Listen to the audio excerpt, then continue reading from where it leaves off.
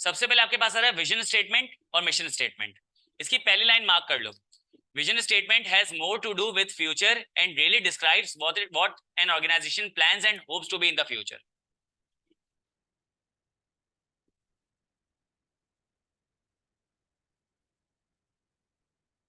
Mark कर लिया?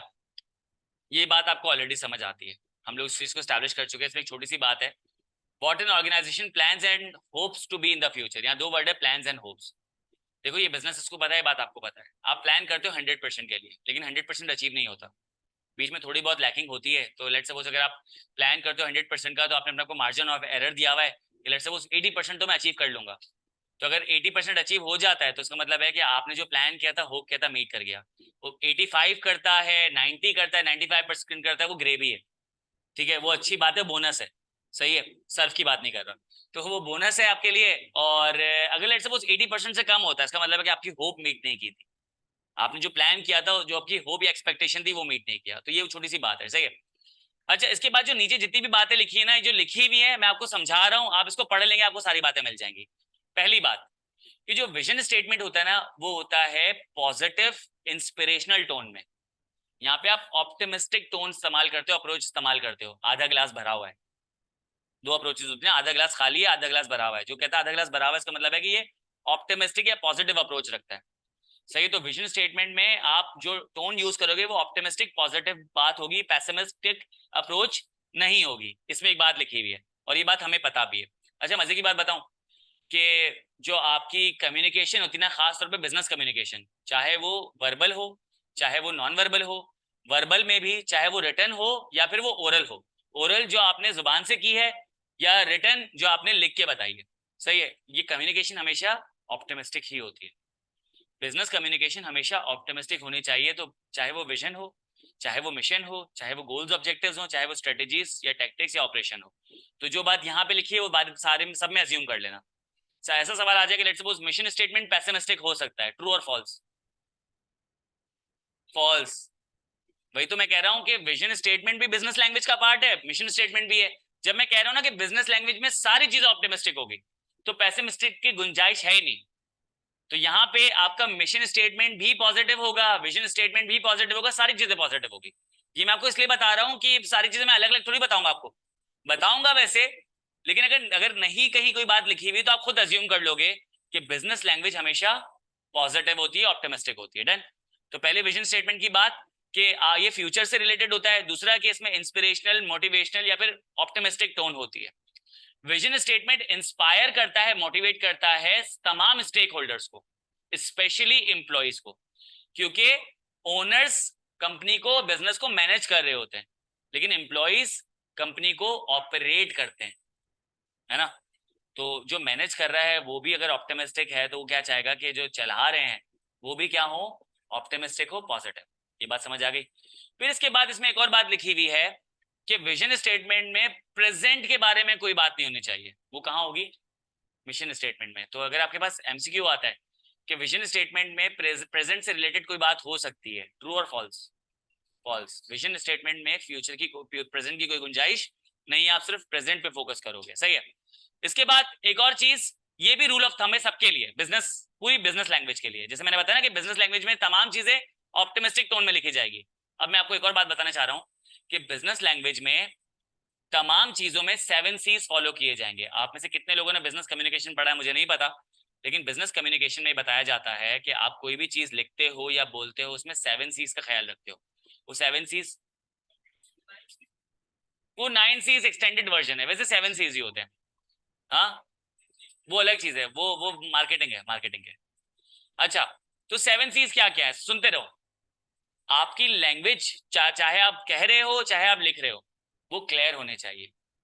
जब मैं क्लैरिटी की बात करता हूँ ना, तो क्लैरिटी का मतलब ये होता है कि आपकी ग्रामर भी करेक्ट होनी चाहिए, सही है। आपकी जो, आप जो पंक्चुएशन कर रहे हो वो भी क्लियर होनी चाहिए, क्योंकि आपको पता है पंक्चुएशन से मीनिंग चेंज हो जाता है। तो क्लैरिटी होनी चाहिए और ओपन टू इंटरप्रिटेशन ना हो। ओपन टू इंटरप्रेट, आधी बात मैंने लिख दी, आधी बात मैंने छोड़ दी, अब तुम्हें जो समझना है समझो, नहीं, विजन स्टेटमेंट में आपको पूरी बात क्लियर करनी पड़ेगी। तो विजन में भी करना पड़ेगा, मिशन में भी करना पड़ेगा, गोल्स ऑब्जेक्टिव्स में भी करना पड़ेगा, सही है। बिजनेस लैंग्वेज क्या बोलता है, आपको आपकी लैंग्वेज में क्लैरिटी होनी चाहिए। बिजनेस लैंग्वेज कहता है कि आपकी लैंग्वेज कंप्लीट होनी चाहिए। कंप्लीट का मतलब होनी चाहिए आप सारे एस्पेक्ट्स कवर करोगे, कोई भी एस्पेक्ट को छोड़ोगे नहीं, सही है। फिर उसके बाद लिखा हुआ है कि जो आपकी बिजनेस लैंग्वेज होती है ना वो कंसाइज होनी चाहिए। कंसाइज का मतलब क्या होता है? शॉर्ट होनी चाहिए, टू द पॉइंट होनी चाहिए, प्रिसाइज होनी चाहिए। तो आपकी लैंग्वेज में वर्डी एक्सप्रेशंस ना हो, लंबी लंबी बातें ना हो, सही चौरंगियां ना घुमा रहे हो, छोटी सी बात हो बंदा पढ़ के आगे निकल जाए। बिजनेस लैंग्वेज चाहे वो विजन स्टेटमेंट हो, मिशन स्टेटमेंट हो, इनमें आपकी बात कॉन्क्रीट होनी चाहिए। कॉन्क्रीट का मतलब क्या होता है? कॉन्क्रीट का मतलब होता है कि आपकी लैंग्वेज में कोई वेगनेस या अनक्लैरिटी ना हो। सर वेगनेस अनक्लैरिटी का मतलब ये है कि कोई ऐसा मतलब ना हो जिसके दो तीन मतलब निकलते हो। मैं इसकी छोटी सी एग्जांपल देता हूँ। आपके पास कुछ वर्ड होते हैं जो कॉन्क्रीट होते हैं और कुछ वर्ड होते हैं वेग होते हैं। वेग वर्ड की एग्जांपल ले लो, सून, फ्यू, अ फ्यू, लिटिल, मोर, सही है। अब मैं छोटी सी एग्जांपल इसकी देता हूँ कि लेट सपोज आपने अपने दोस्त को फोन किया, कराची में होता है ना ये, हाँ भाई कब तक आ रहा है, तो क्या बोलेगा? थोड़ी देर में। अब थोड़ी देर कॉन्टेक्स्ट के हिसाब से चेंज करता है। थोड़ी देर अगर मैं दुनिया के कॉन्टेक्स्ट में देखूं तो थोड़ी देर का मतलब तो कुछ साल भी हो सकते हैं। दुनिया तो कितने सालों से चल रही है, तो थोड़ी देर का मतलब कुछ अभी थोड़ी देर तो गुजरे हैं, कि अभी 1000 साल तो गुजरे हैं, अर्थ तो पता नहीं कितने मिलियन साल से चल रहा है थोड़ी देर। लेकिन हमारी अपनी जिंदगी में जो 60 साल की जिंदगी है उसमें थोड़ी देर कितना होगा कि 1 डेढ़ साल। लेकिन अगर किसी से मिलने जाना है तो थोड़ी देर का मतलब क्या होता है? 5-10 मिनट, सही है। आपने क्या बोला? आपको पता है उसकी फितरत, भाई तेरा थोड़ी देर कितना है, ठीक है। तो वो बोलेगा कि यार मैं 15 मिनट में आ रहा हूँ, तो बोलेगा 15 मिनट मतलब 15 मिनट ना, बोलेगा हाँ 15 मिनट का मतलब 15 मिनट। तो थोड़ी देर का मतलब क्या था कि ये वेग लैंग्वेज है, और 15 मिनट का मतलब क्या है? ये कॉन्क्रीट लैंग्वेज है। अगर वो 15 मिनट में नहीं आएगा फिर आप उसके साथ जो करना चाहो करो। लेकिन थोड़ी देर में बोलेगा भाई मैंने थोड़ी देर कहा था, आधे घंटे में आ तो गया हूँ। आपके माइंड में थोड़ी देर कितना था? 15 मिनट। वो आधे घंटे में आए, पौने घंटे में आए, फिर उसकी मर्जी। तो वेग लैंग्वेज, ठीक है। मैंने कहा थोड़ा सा काम रह गया है, सही है, मैंने कहा थोड़ा सा काम रह गया है। ये जो थोड़ा सा काम रह गया है तो इसका मतलब ये है कि बॉस जो है वो जैसे चला, हाँ थोड़ा सा काम रह गया ना, ठीक है चलो ये बंदा आधे घंटे में फारिग हो जाएगा। बॉस ने फोन किया, हाँ भाई तुम्हारा थोड़ा सा काम रह गया, तुम ऑफिस निकल गए? नहीं बॉस 4 घंटे बाद फोन कर रहे, नहीं बॉस थोड़ा सा काम रह गया। तो बोलेगा जब मैं निकलने वाला था तब भी तुमने थोड़ा सा काम किया, तुम्हारा काम कितना रह गया? बोले पूरा पूरे दिन का काम रह गया था। तो अभी बता सकते हो कि कितने घंटे का काम रह गया? बता सकते हो 6 घंटे का, 7 घंटे का। तो 6 आवर्स, 7 आवर्स, ये क्या है? कॉन्क्रीट लैंग्वेज है। तो बिजनेस कम्युनिकेशन में या बिजनेस लैंग्वेज में आप सारी चीजों को कॉन्क्रीट वे में लिखते हो। ये मैंने आपको कुछ सीज बताया, समझ आई? तो इसका मतलब ये है कि बिजनेस लैंग्वेज में आपकी जो लैंग्वेज है वो सिंपल होनी चाहिए, शॉर्ट होनी चाहिए, टू द पॉइंट होनी चाहिए, और क्लियर होनी चाहिए। तो ये सारी चीजें क्या है? 7 C's के ही सिनोनिम्स हैं। शॉर्ट का मतलब क्या? कंसाइज होनी चाहिए। सिंपल का मतलब क्या है? क्लियर होनी चाहिए, सही है। और टू द पॉइंट ये होने चाहिए कि इंटरप्रिटेशन के लिए ओपन ना हो। इसका मतलब क्या है? कॉन्क्रीट होनी चाहिए। तो ये सारी चीजों को फॉलो करोगे। तो ये विजन स्टेटमेंट में ये बात लिखी थी। फिर से मैं एक दफा रिवाइज करा देता हूँ। विजन स्टेटमेंट फ्यूचर के कॉन्टेक्स्ट में बात हो रही होती है। विजन स्टेटमेंट प्रेजेंट को फोकस नहीं करता। विजन स्टेटमेंट क्या बताता है कि ऑर्गेनाइजेशन क्या प्लान और होप कर रही है। विजन स्टेटमेंट हमेशा ऑप्टिमिस्टिक टोन में होगी। विजन स्टेटमेंट इंस्पायर मोटिवेट कर रही होगी स्टेक होल्डर्स को, खासतौर पे एम्प्लॉयज को। विजन स्टेटमेंट शॉर्ट, सिंपल और टू द पॉइंट होगी। डन? समझ आ गया? ये बातें यहां लिखी है, जब तुम रीड करोगे, और मेरी उम्मीद है कि तुम सारे रीड कर रहे होगे, ठीक है, एक दिन में जो तुम लोगों ने कुछ ना कुछ तो रीड किया होगा, मेरी उम्मीद है, सही है। तो जब तुम ये रीड करोगे तुम्हें वो सारी बातें मिलेगी जो मैंने अभी तुमसे कही। मार्क क्या करा है? पहली लाइन, एमसीक्यूज के लिए इंपॉर्टेंट है, ठीक है। आगे बढ़ जाऊं। विजन स्टेटमेंट समझ आ गया? अब कोई मसला? अब थियोरेटिकली भी समझ आ गया, कॉन्सेप्चुअली भी समझ आ गया, विद एग्जांपल्स भी समझ आ गया। स्टिल कोई सवाल हो, डू आस्क। आगे बढ़ जाते हैं। अब देखो अगले पेज में आपके पास फॉर एग्जाम्पल नजर आ रहा है। आपके इस बुक में मैं आपको ऑथराइज कर रहा हूं कि आपके इस बुक में ऐसी जो भी एग्जांपल्स नजर आना उसको क्लियरली कट कर दो। ये पढ़ने की जरूरत नहीं है। मैंने आपको कहा था 3 चीजें होंगी। एक वो जो मैं हाईलाइट कराऊंगा वो एमसीक्यूज के लिए इंपॉर्टेंट है। एक वो जिसको मैं हाईलाइट नहीं कराऊंगा तो उसको रीड जरूर करना। और एक वो जो मैं क्रॉस करवा दूंगा, ये क्रॉस कर दो। इसमें हबीब बैंक का विजन स्टेटमेंट बता रहे हैं, मेरे लिए, मेरे ख्याल से तुम्हारे लिए इंपॉर्टेंट नहीं है, इसको कट कर दो। डन? आगे बढ़ जाए। फिर आपके पास आ गया मिशन। मिशन स्टेटमेंट में जो तुम्हें मार्क करना है वो तुम्हें पहली लाइन मार्क करनी है। A mission is the purpose of an organisation and the reason for its existence. Mark कर लो तो मुझे बताना।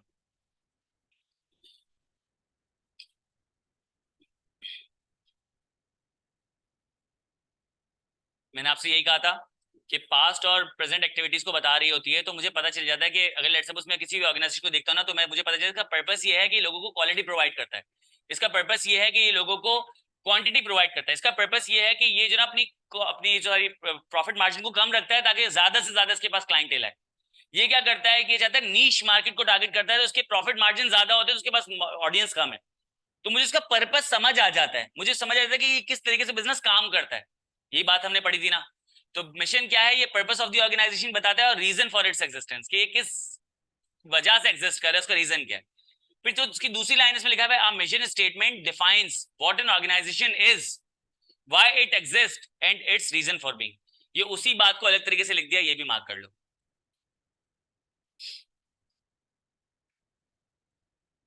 कर लो तो बता देना। अब बीच में आपके पास जो 3 पैराग्राफ लिखे ना, जो मैंने विजन से रिलेटेड बात की थी ना, कि टू द पॉइंट होना चाहिए, कंसाइज होना चाहिए, ठीक है, और कंप्लीट होना चाहिए, और पॉजिटिव टोन में होना चाहिए, बीच में वही बातें लिखी हुई हैं। हाँ, जूम कर दूं? ठीक है, अब सही है। तो अब निकल जाएगा बाहर, देख लेते हैं आता है कि नहीं। हाँ हाँ, नहीं आ रहा। इसको वो कर सकते हैं।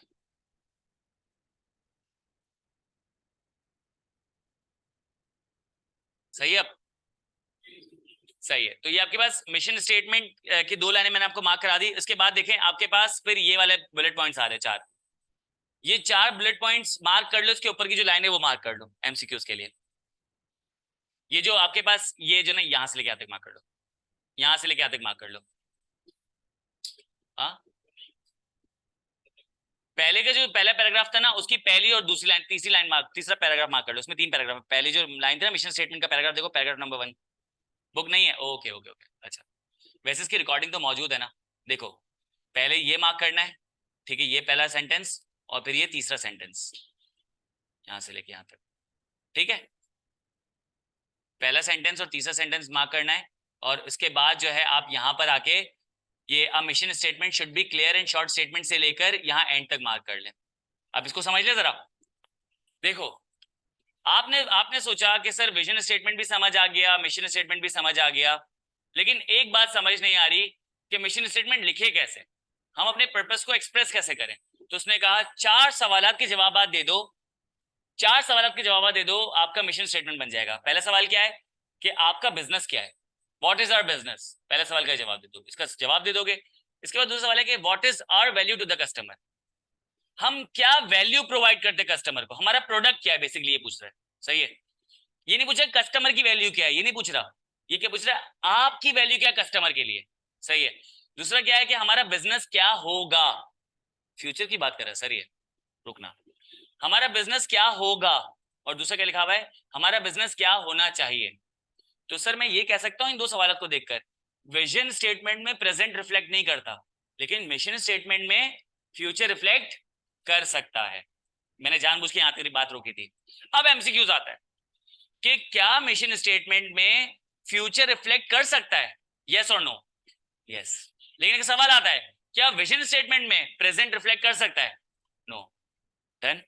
तो ये 2 सवालात ने आपको इस चीज के लिए अलाउ कर दिया कि मिशन स्टेटमेंट पास्ट और प्रेजेंट एक्टिविटीज को रिफ्लेक्ट करता है, लेकिन थोड़ा सा फ्यूचर की तरफ इनसाइट दे सकते हो। डन हो गया। तो 4 सवाल के, सर लेट्स सपोज मुझे मिशन स्टेटमेंट बनाना है, मैं अपने आपसे 4 सवाल पूछूंगा, इनके जवाबात लिखूंगा, 4 जवाबात आ गए, इनको मर्ज किया, मेरे पास क्या बन गया, मिशन स्टेटमेंट बन गया, आसान हो गया। आगे की जो लाइन है वो पता क्या कह रही है, वो ये कह रही है कि अगर तुम्हें मिशन स्टेटमेंट में अगर कोई और चीज ऐड करनी है ना, तो आप 2 सवाल के और जवाब दे सकते हो। 4 कंपलसरी है, 2 एडिशनल है। वो क्या है कि आपके एम्प्लॉयज का रोल क्या है ऑर्गेनाइजेशन में, आपके एम्प्लॉयज का रोल क्या है ऑर्गेनाइजेशन में, उनकी कंट्रीब्यूशन क्या है। रोल मतलब वो नहीं चिकन रोल ग्रेवी रोल खैर, रोल क्या है मतलब उनकी पार्टिसिपेशन क्या है।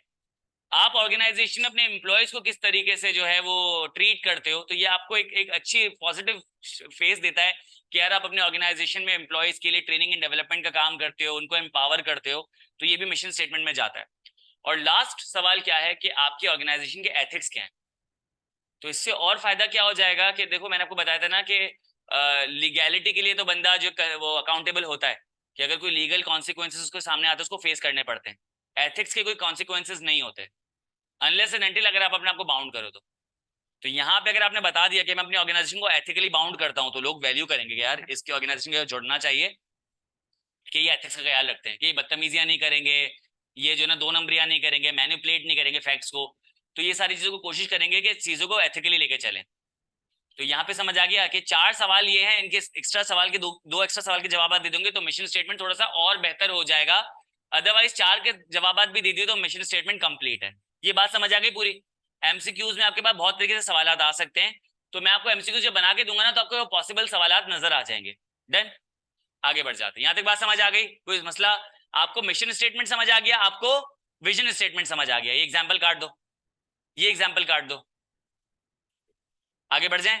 अब आपके पास नेक्स्ट इंपॉर्टेंट टॉपिक है relevance of a mission statement. इसको पूरा मार्क कर लो, हेडिंग से लेके जो लास्ट बुलेट पॉइंट है ना यहाँ तक मार्क कर लो।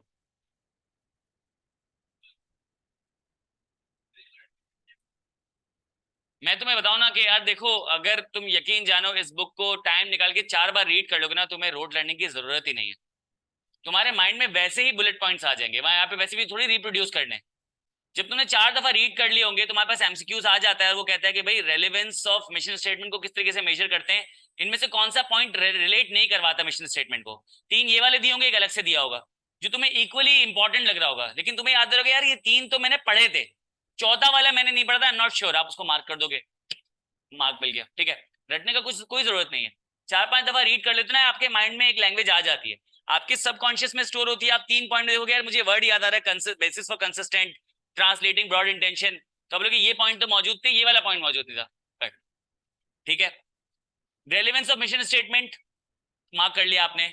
इस टॉपिक, ये टॉपिक क्या बता रहा है, मिशन स्टेटमेंट समझ आ गया, विजन स्टेटमेंट समझ आ गया, थोड़े से एक्स्ट्रा टॉपिक बता रहे हैं मिशन स्टेटमेंट के, इसकी इंपॉर्टेंस को हाईलाइट करते हुए। मिशन स्टेटमेंट आपको ये बताता है, सॉरी, मिशन स्टेटमेंट रिलेवेंट इसलिए होना चाहिए क्योंकि मिशन स्टेटमेंट के साथ लोग ऑर्गेनाइजेशन के साथ कनेक्ट कर रहे होते हैं। आपने जो पास्ट में एक्टिविटीज परफॉर्म की है, जो एग्जिस्टिंगली कर रहे हो, तो ये ऑर्गेनाइजेशन के पर्पस को रिफ्लेक्ट कर रहा होता है। तो मिशन स्टेटमेंट अगर आपका पूरा कंप्लीट मिशन स्टेटमेंट होगा तो वो लोग उससे रिलेट कर सकेंगे। आपको ये बात पता है? मैं आपको एक छोटी सी एग्जांपल लेता हूँ। अगर आप कोई फिक्शनल, कोई लेट सपोज कोई मूवी या टीवी सीरीज देखते हो, और लेट से अगर आपको उसके बैकग्राउंड और हिस्ट्री के बारे में पता नहीं होता, तो वो जो बातें कर रहे होते हैं वो इतनी अजम्पशंस के साथ होती है कि उसमें उसमें जो ना, जो दुनिया के रूल्स फॉलो नहीं हो रहे होते, उसमें नाम जो अलग अलग प्लैनेट्स के अलग अलग नाम होते हैं, अलग अलग स्पीशीज उसमें मौजूद होती है, तो आप रिलेट कर पाओगे, उनकी बात समझ पाओगे? उनकी बात समझ ही नहीं कर पाओगे तो आप रिलेट नहीं कर पाओगे। हाँ, आपने शुरू से उसको देखा होता, उस यूनिवर्स को कवर किया होता, आपको पता होता इसमें ये स्पीशीज मौजूद हैं, उस पर ये प्लैनेट्स मौजूद हैं, ये स्पीशी इतनी अच्छी है, ये बुरी है, ये ईविल है, आपको पता होता इनकी कोई सिविल वॉर चल रही है और आपस में मसले मसाइल हैं, तो आप रिलेट कर सकते हैं। तो रिलेट करने के लिए आपका बैकग्राउंड और उस चीज का बैकग्राउंड मैच करना चाहिए। तो आप ऑर्गेनाइजेशन के कैसे रिलेट करोगे? जब ऑर्गेनाइजेशन आपके लेवल पे उतरेगी, हर स्टेक होल्डर के लेवल पर आ जाएगी, तो ऑर्गेनाइजेशन को मिशन स्टेटमेंट लिखते हुए एम्प्लॉयज का ख्याल रखना था, तो उसको मिशन स्टेटमेंट लिखते हुए बाकी स्टेक होल्डर्स का भी ख्याल रखना पड़ेगा। यहाँ पे वो पॉइंट्स है बस। तो अगर ये पॉइंट तुम समझ जाते हो ना, तो तुम्हें पता चल जाएगा कि एक मिशन स्टेटमेंट लोगों के साथ कनेक्ट कैसे करता है, और कनेक्ट कैसे करता है जब वो रिलेटेबल हो। तो रेलेवेंस का मतलब ये होता है, सही है। आप कोई भी बात लिखोगे, आप यहाँ पे आके कोई बात करोगे तो कोई सुनेगा? नहीं सुनेगा, मेरी बात कोई नहीं सुनेगा। हम क्या करते हैं, हम लोगों से रिलेट करवाते बात। जब लोग रिलेट करते हैं ना, तो वो देखते हैं, सुनते हैं, आई कांटेक्ट बनाते हैं, वो एग्री करते हैं। तो ये एक आर्ट, एक ट्रिक है लोगों का अटेंशन ग्रैब करने की, सही है। पहला पॉइंट देखो लिखा हुआ है मिशन स्टेटमेंट बेसिस प्रोवाइड करता है कि आप अपने स्ट्रेटेजिक डिसीजन मेकिंग कर सको। सही है सर, इसका मतलब ये है कि मिशन स्टेटमेंट एक टेम्पलेट प्रोवाइड कर देता है। स्ट्रेटेजिक डिसीजन का मतलब क्या है, आगे लिख लो ब्रैकेट में विजन। हमने भी क्या पढ़ा था शुरू में कि मिशन स्टेटमेंट से ही विजन निकलता है, सही है। कि अब अब्बू को आपने जब जाके कहा था कि मुझे सीए करना है, तो वो एग्री नहीं कर रहे थे, इसका मतलब ये है कि आपका मिशन स्टेटमेंट विजन स्टेटमेंट के साथ अलाइन नहीं कर रहा।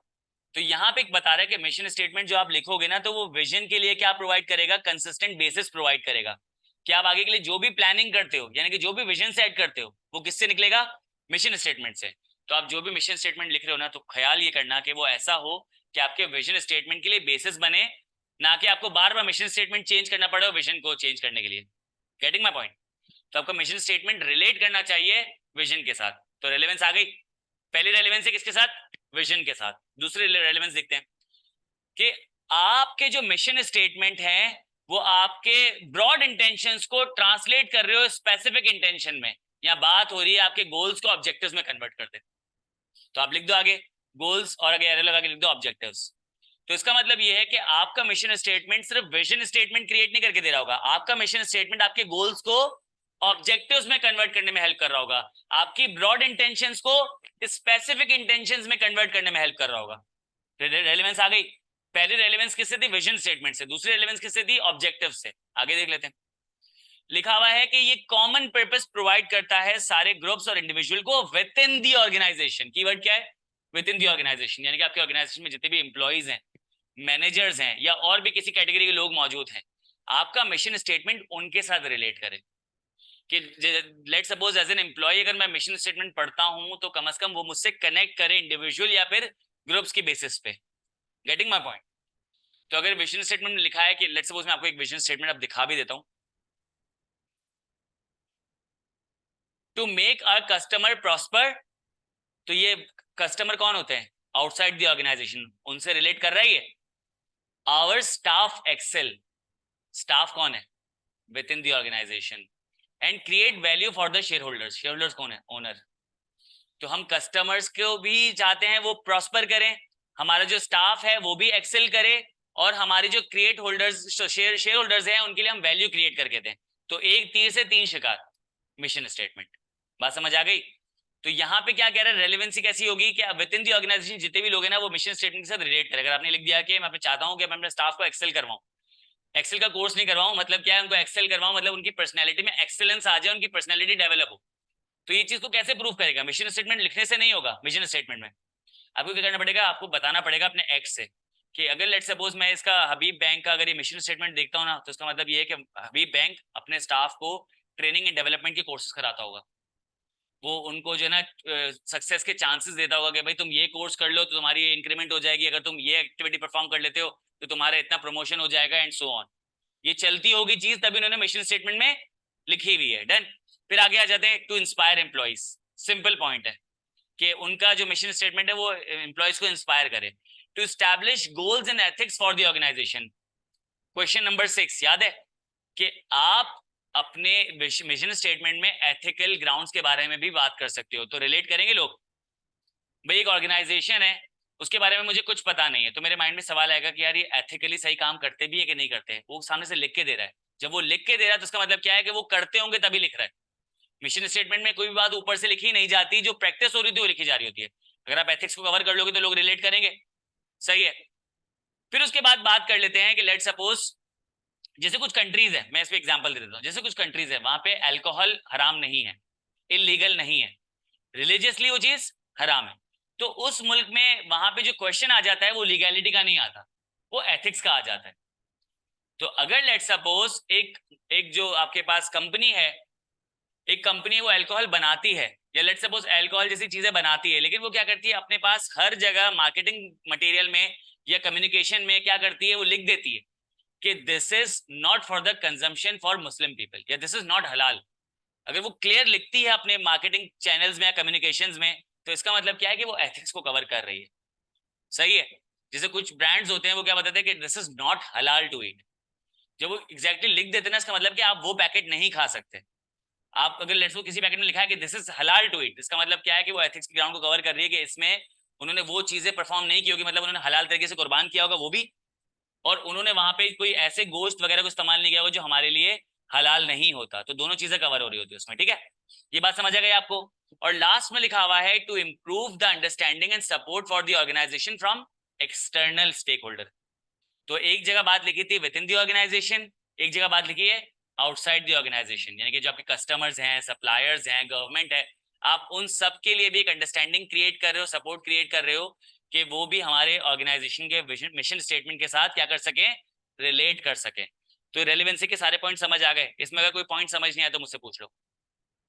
एक पॉइंट विजन स्टेटमेंट से रिलेट कर रहा है, एक पॉइंट ऑब्जेक्टिव से रिलेट कर रहा है, एक पॉइंट ऑर्गेनाइजेशन के अंदर जितने लोग हैं उनसे रिलेट कर रहा है, एक पॉइंट ऑर्गेनाइजेशन के बाहर जितने लोग हैं उनसे रिलेट कर रहा है, एक पॉइंट क्या कर रहा है? बता रहा है कि हम एथिकली ग्राउंड पे भी काम कर रहे होते हैं।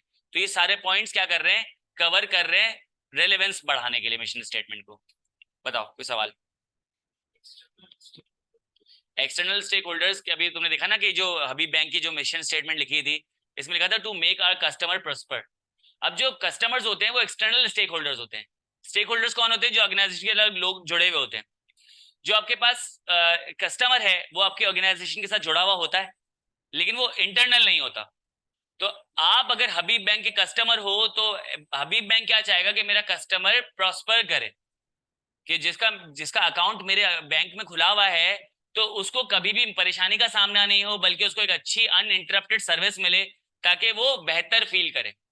सही है, तो वो उसके मिशन स्टेटमेंट में बात आ रही है, तो एक्सटर्नल स्टेक होल्डर को क्या फायदा हो रहा है इस चीज से? मिशन स्टेटमेंट को देख के उसको अच्छा फील होगा होगा। अब यहाँ पे उन्होंने कस्टमर की बात की है, ये चाहते तो गवर्नमेंट का भी बता सकते थे, ये चाहते तो जो है वो और भी चीजों का बता सकते थे, सप्लायर का बता सकते थे। तो आप कवर कर सकते हो, एक्सटर्नल को भी, इंटरनल को भी, और बाकी सारी चीजों को भी कवर कर सकते हो। ठीक है, बात समझ आ गई? इसमें कोई मसला? एमसीक्यूज के एतबार से बहुत इंपॉर्टेंट है, तभी मैंने आपको डिटेल में बता दिया, वरना आप इसको रीड करके भी रिटेन कर सकते थे। बात समझ आ गई? आगे बढ़ जाऊं। अब अगला टॉपिक आ रहा है मिशन वर्सेस विजन स्टेटमेंट। आपने मिशन स्टेटमेंट समझ लिया, विजन स्टेटमेंट समझ लिया। इसमें सिर्फ एक लाइन रीड करनी है, सिर्फ वो मार्क कर लो। When considering a mission statement versus a vision statement, the key aspect to remember is the current versus future context. जब आप मिशन स्टेटमेंट को देखते हो विजन स्टेटमेंट के साथ, तो आप क्या कंपैरिजन का पॉइंट क्या होगा? फ्यूचर और प्रेजेंट के कॉन्टेक्स्ट में। कॉन्टेक्स्ट का मतलब समझते हो? कॉन्टेक्स्ट का मतलब होता है सराउंडिंग, हिस्ट्री, और क्या बोला? थीम। सही है। तो लेट सपोज कॉन्टेक्स्ट का मतलब ये होता है कि एक बंदे ने लेट सपोज एक बात लिखी है और वो बात बहुत नेगेटिव है, आपको पढ़ के बहुत बुरा लगा, आपने ऑफेंसिव फील किया कि यार इसने बात कैसे कर दी। लेकिन जब आपने उस बंदे से पूछा कि भाई तुमने बात लिखी है, तो वो बताएगा कि यार ये जब मैंने बात लिखी थी उस वक्त मैं बहुत ज्यादा लो फील कर रहा था, मैंने बहुत बड़ा लॉस बर्दाश्त किया था, मैंने कोई लव्ड वन को खो दिया था, या फिर कोई और मेरे साथ कोई ऐसा इंसिडेंट हुआ था जिसकी वजह से मैं बहुत ज्यादा लो फील कर रहा था। तो मैंने जब ये बात लिखी थी तो उस वक्त कॉन्टेक्स्ट डिफरेंट था, उस वक्त सराउंडिंग, थीम, या उस वक्त हिस्ट्री अलग थी। अब जब मैं इसको पढ़ता हूं तो मुझे अलग फील होता है, क्योंकि उस वक्त अब जो कॉन्टेक्स्ट है वो डिफरेंट है। तो कॉन्टेक्स्ट क्या होता है कि जब मैं मिशन स्टेटमेंट देख रहा होता तो मिशन स्टेटमेंट कॉन्टेक्स्ट क्या दिखाता है? प्रेजेंट का। और विजन स्टेटमेंट क्या दिखाता है? कॉन्टेक्स्ट फ्यूचर का। तो मिशन स्टेटमेंट को पढ़ते हुए आप प्रेजेंट में रहते हो, विजन स्टेटमेंट को पढ़ते हुए आप फ्यूचर में चले जाते हो। समझ आ गई बात? इसके बाद आपको नीचे का पैराग्राफ रीड करने की जरूरत नहीं है। फिर आपके पास आ जाता है अगला चैप्टर, अगला टॉपिक आ जाता है गोल्स और ऑब्जेक्टिव्स। विजन और मिशन में कोई मसला है तो बता दो।